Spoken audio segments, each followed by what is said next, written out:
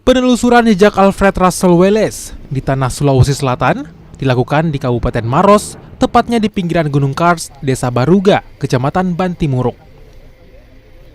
Penelusuran dilakukan tim dari Universitas Hasanuddin, Akademi Ilmu Pengetahuan Indonesia, dan juga para peneliti dari Griffith University.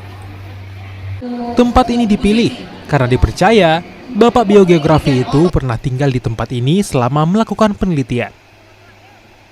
Selain di Kars Maros, kawasan permandian alam Bantimurung juga dikunjungi. Wallace pun pernah meneliti spesies kupu-kupu di tempat ini. Di 2 abad kelahiran Wallace itu katakanlah momentum itu kita sebut sebagai suatu masa di mana kita mengenang kembali siapa itu Wallace.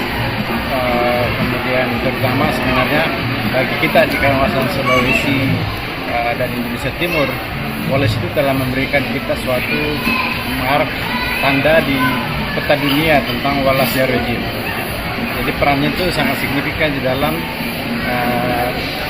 menghasilkan suatu kajian-kajian ilmiah yang berujung pada ditandanya suatu kawasan yang memiliki endemisitas yang sangat unik, sehingga dia menyebutnya sebagai Wallacean regime. Alfred Russel Wallace termasuk salah satu pionir peletak dasar teori evolusi. Seorang naturalis asal Inggris yang pernah mengelilingi Nusantara dan mengumpulkan lebih dari 1000 spesies. Aziz Hamid, Kompas TV Maros, Sulawesi Selatan.